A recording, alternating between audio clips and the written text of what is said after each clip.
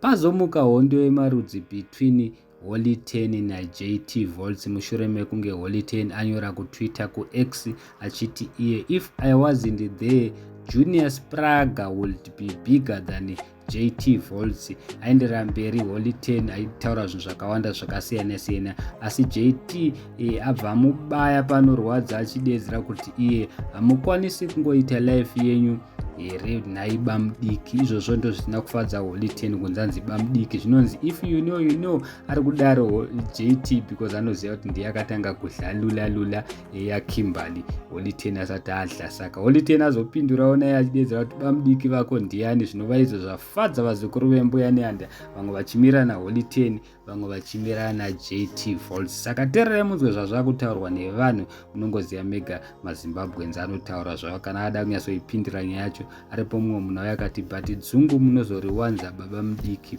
Mumwe munhu akati if it wasn't for JT Volts dai musina kutora mai chigubhu. Vari kureva Holy 10 kuti dai wewe usina mboona dai wanga usina mboona Volts dai usina mbotora Kimberly, of which it's true because Holy 10 akaziva Kimberly nenyaya yaJT Volts. Mumwe munhu auya akati iye never beef with a nigger who smashed before you, worst part you then married the woman.